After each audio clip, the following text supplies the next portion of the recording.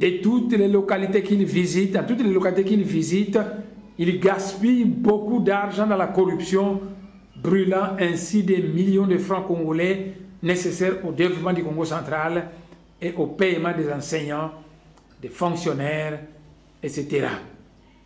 Zola Kwansurumba dit la sagesse Congo. Peuple congolais, mes chers compatriotes, dans tous les pays du monde, celui qui n'a pas la nationalité n'a pas le droit d'occuper des fonctions publiques dans un pays d'autrui. En République démocratique du Congo, contrairement à la loi, beaucoup de postes importants du pays sont entre les mains de personnes qui n'ont pas la nationalité congolaise. C'est honteux pour le peuple congolais et sa classe politique corrompue, farfelue, et incapable, qui ne respecte pas la loi, car dit la sagesse Congo, Koni Diamoyo, Kadi Komwa, Kadi Sumuna Longo, ce qui veut dire que la loi sacrée ne peut être modifiée ni transgressée. Peuple congolais, mes chers compatriotes, dans tous les pays du monde, le Parlement est l'arbitre du pays. Imaginez un match de football où le joueur ne respecte plus les injonctions de l'arbitre, c'est l'anarchie qui va s'installer au stade. En République démocratique du Congo, le Parlement passe son temps à prendre des résolutions dont le gouvernement refuse de le mettre en pratique. Ainsi, par exemple, les résolutions du Parlement sur la zone d'intérêt commun pétrolier entre l'Angola et le Congo central est classée sans suite. Les résolutions du Parlement sur le massacre de 2007 et 2008 au Congo central ne sont jamais mises en exécution. La loi autorise et donne le droit à tout Congolais de fonder un parti politique. En République démocratique du Congo, le gouvernement refuse l'enregistrement de certains partis politiques à la tête duquel se trouve un vrai opposant. On donne priorité aux partis alimentaires, inféodés aux tenants du pouvoir. Le CNDP, qui est responsable du massacre de milliers de Congolais à l'Est, a déjà sa personnalité juridique délivrée par le ministère de l'Intérieur, tandis que lorsqu'il s'agit de Bundu Damayala, alors le régime en place passe d'un prétexte à l'autre pour tenter de contrecarrer le libre fonctionnement du PDM. Qui dit démocratie, dit le respect de la volonté du peuple. En République démocratique du Congo, par contre, par la corruption et la falsification des élections, on exclut les hommes qui sont populaires et aimés du peuple, tels que Tshisekedi, Némoin Dansemi, Jean-Pierre Bemba, etc., pour les remplacer par des gens qui ne représentent rien dans l'opinion provinciale ou nationale. Ainsi, gouverné par l'arbitraire et l'injustice, l'état de droit n'existe pas du tout en République démocratique du Congo. C'est une jungle sauvage, un véritable Kimpangala, où le pouvoir légitime n'existe pas, car un pouvoir qui viole la loi est un pouvoir rebelle. Toutes les résolutions du Parlement et l'application de lois et de la Constitution n'ont pas été respectées. C'est notamment, par exemple, la rétrocession de 40% aux provinces, les élections locales, la décentralisation et la mise en marche des nouvelles provinces, la libre concurrence dans le multipartisme, etc. La Constitution prévoit la restitution automatique de 40% des recettes nationales aux provinces. Le régime en place a refusé de mettre en place cette disposition de la loi et a institutionnalisé à la place une mafia qui est contraire à la loi. 2. La Constitution a prévu l'organisation des élections locales au cours du mandat 2006-2011. Le régime en place a violé la loi en procédant par nomination des cadres inféodés aux tenants du pouvoir à la tête des localités. 3. Le régime en place a été incapable de mettre en application la disposition constitutionnelle concernant la décentralisation et la mise en fonctionnement des nouvelles provinces. 4. La loi prévoit la libre concurrence dans le multipartisme. Marchant contre cette disposition constitutionnelle, le régime en place a opté pour une politique injuste consistant à favoriser les partis alimentaires inféodés au régime en place et à contrecarrer le libre exercice de PDM et des autres partis réellement centrés dans l'opposition. Le régime en place utilise l'argent du trésor public dans l'implantation et le fonctionnement des partis alimentaires inféodés aux tenants du pouvoir, ce qui est contraire à la Constitution. Cinquièmement, le régime en place a refusé de dédommager Mbundu Congo, qui est victime des massacres de 2007 et 2008 au Congo central, marchant ainsi contre les résolutions prises à l'Assemblée nationale. Septièmement, le régime en place est contre le libre exercice des organisations des droits de l'homme qui dénoncent les multiples violations des droits de l'homme du régime au pouvoir, d'où tous ces journalistes et autres défenseurs des droits de l'homme tués, d'où l'assassinat odieux de Floribert Chebeya, directeur de l'ONG des droits de l'homme, La Voix des Sans-Voix. Peuple congolais, mes chers compatriotes, je le répète 3 fois, que Patrice Lumumba était un grand patriote congolais qui a sacrifié sa vie pour l'indépendance de ce pays et qui n'a pas eu le temps nécessaire pour matérialiser son idéal politique dans la gestion de notre pays. Après la mort prématurée de Patrice Lumumba, s'est levé dans ce pays un groupe de politiciens qui se disent être des disciples de Lumumba, des unitaristes et lumumbistes, et qui font du lumumbisme sans l'esprit de Lumumba. De 1960 jusqu'à ce jour, toutes les rébellions qui ont détruit la RDC et l'ont plongé dans le désastre actuel sont l'œuvre des unitaristes et lumumbistes, à savoir la rébellion lumumbiste de Moulele au Bandundu, la rébellion lumumbiste de Gizenga à Kisangani, la rébellion lumumbiste de Laurent Kabila à l'est de la RDC, la rébellion lumumbiste de Gaston Soumialo, la rébellion lumumbiste de Gouigné, etc. Le règne catastrophique de ce grand lumumbiste appelé Mobutu Sese Seko de 1965 à 1997. L'arrivée du lumumbiste Nzé Kabila a ouvert grandement la porte à l'infiltration du Congo et à la domination odieuse de la République démocratique du Congo par le Rwanda, soutenu de l'extérieur, facilité par son mensonge mixte du Katanga et du Maniema, un mensonge digne de haute trahison pour la République démocratique du Congo. Le soutien des unitaristes et lumumbistes en général et du PALU en particulier au pouvoir rwandophone qui domine frauduleusement la République démocratique du Congo.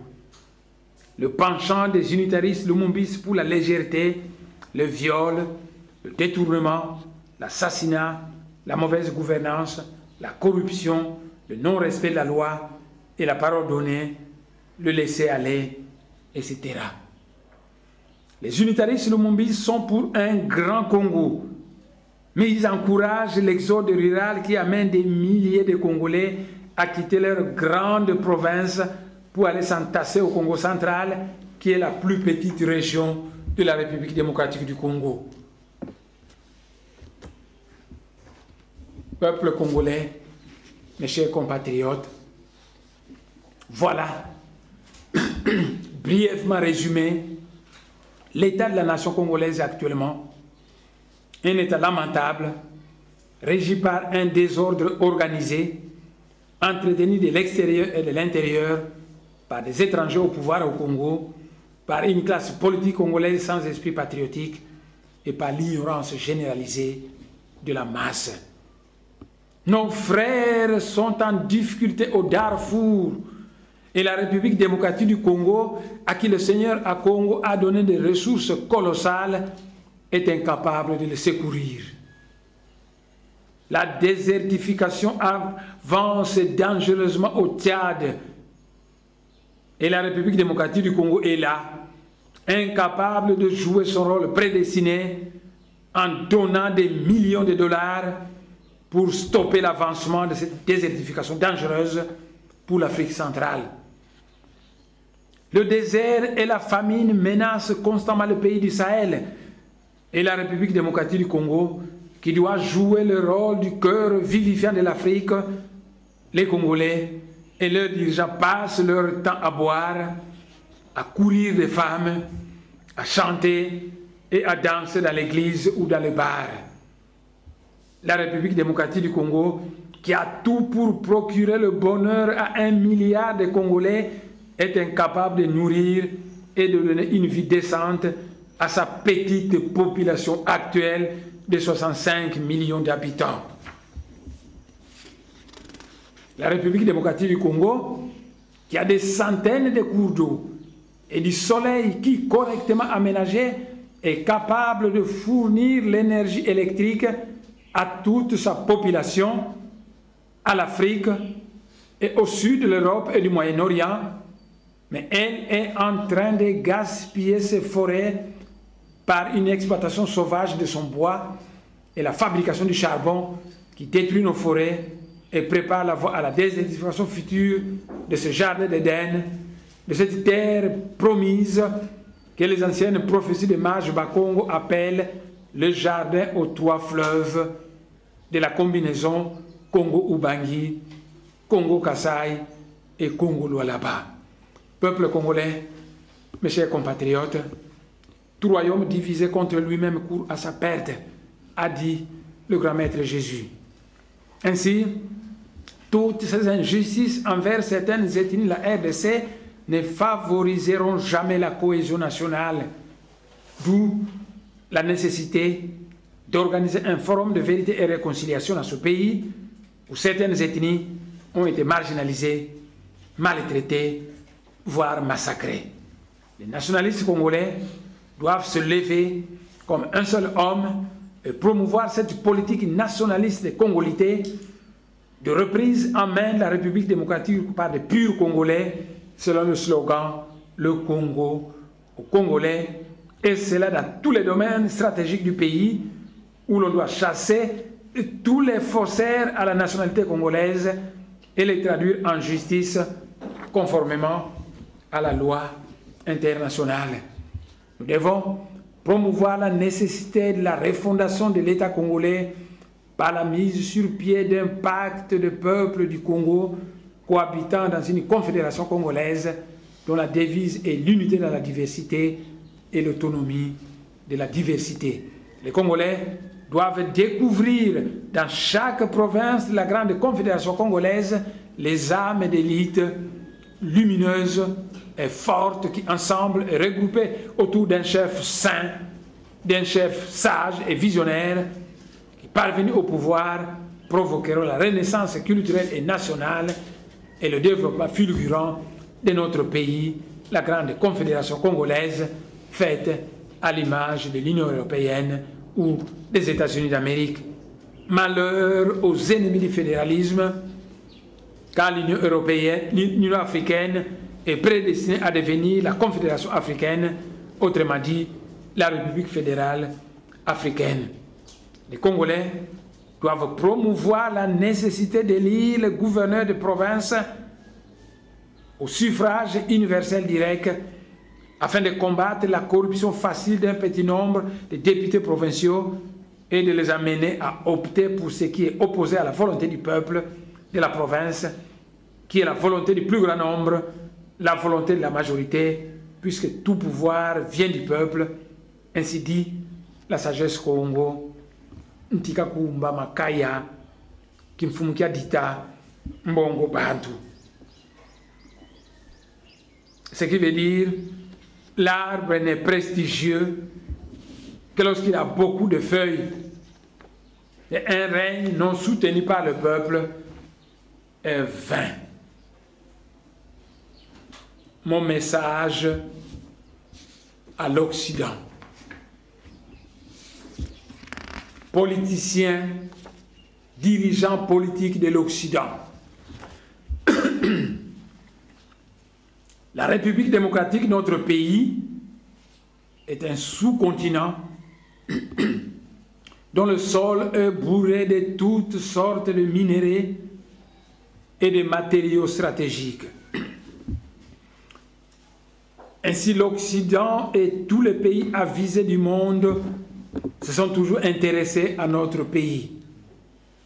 Voilà pourquoi le monde extérieur et notre pays ont tissé toutes sortes de relations, de coopération et d'amitié. En 50 années de coopération avec l'Occident, la République démocratique du Congo s'est fortement endettée sans que le peuple congolais ne voie les retombées de cet endettement sur son territoire et dans sa vie. Car une bonne partie de cet argent a servi à entretenir des gouvernements fantoches qui ont conduit le Congo à son désastre actuel, si pas à garnir les comptes bancaires de ces dictateurs à travers le monde. Hier, l'erreur de l'Occident était de croire que les intérêts de l'Occident en Afrique ne peuvent être défendus que par des hommes de paille qui sont des traîtres aux intérêts de leur pays. J'invite l'Occident de changer de mentalité et de travailler désormais avec des Africains qui aiment l'Afrique et qui sont intelligents, sages et bons gestionnaires. Mettons sur pied une coopération de type nouveau qui sera avantageux pour l'Afrique et pour l'Occident, et tout sera merveilleux pour nous tous. Mon peuple, le peuple congolais, considère comme une injure grave qu'on lui fait par tous ceux qui, en Occident, pensent que pour développer le Congo, il faut le mettre sous la domination rwandaise. Notre pays, la République démocratique du Congo, vous intéresse? Eh bien, nous autres Congolais, les capitaux de l'Occident et son expertise technique et scientifique nous intéressent. Ainsi, faisons-nous confiance, tenons-nous la main dans la main et travaillons ensemble pour le bien de la République démocratique du Congo et de l'Occident. La sagesse Congo enseigne qu'Nkala Sani Zamantela Mantela Kazito Mangako, ce qui veut dire que des relations constamment tumultueuses ne rassurent personne. Ainsi, j'invite l'Occident de travailler désormais avec des Congolais intelligents, sages, bons gestionnaires et visionnaires qui sont capables de mettre sur pied cette coopération de type nouveau qui sera stable et fructueuse pour l'Occident et pour la République démocratique du Congo. J'ai dit. Mon message au président Paul Kagame. Monsieur le président du Rwanda, la colonisation occidentale a apporté beaucoup de biens et de maux en Afrique. L'un des maux de la colonisation sont les frontières coloniales qui ont balkanisé anarchiquement et séparé de frères de sang dans certains pays nationaux d'Afrique. Ainsi, toute personne sensée est capable de comprendre le bien fondé de certaines revendications rwandaises.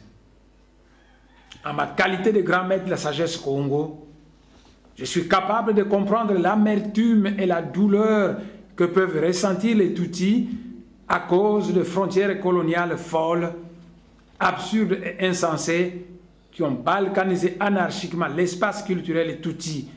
Ce problème est réel et mérite d'être résolu. Mais,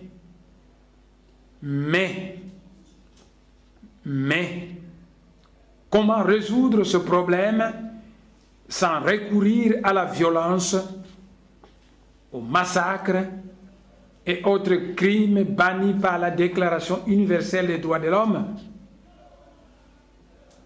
Une solution unilatérale et belliqueuse et dangereuse, à la fois suicidaire pour l'avenir du peuple Tutsi en Afrique centrale. La résolution harmonieuse de ces problèmes ne peut provenir que par le dialogue entre les sages de l'Afrique centrale. Alors, avec sagesse et souplesse, nous aurons résolu ce problème épineux et réel pour beaucoup d'Africains qui sont victimes des frontières coloniales.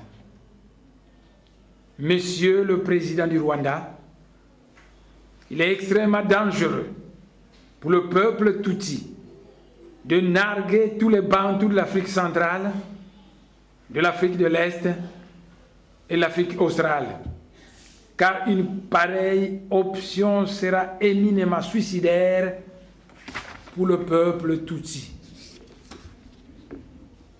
Ainsi, il est temps, Monsieur le Président, que vous puissiez mettre sur pied une politique urgente de retrait immédiat et sans violence de tous les faussaires rwandais, abusivement appelés Congolais, et qui fonctionnent actuellement dans les domaines politiques, militaires, sécuritaires et politiques en République démocratique du Congo. Il faut éviter que le peuple congolais se révolte et résolve ce problème par la violence, car de pareilles solutions ne sont pas de nature à consolider et à stabiliser la cohésion et l'entente des ethnies de l'Afrique centrale. Monsieur le Président du Rwanda, en ma qualité de grand maître de la sagesse Congo, je suis disposé à donner ma contribution à la résolution des problèmes réels du Rwanda dans le cadre d'un dialogue de sages de l'Afrique centrale, a dit le grand maître de la sagesse Congo. Je vous remercie.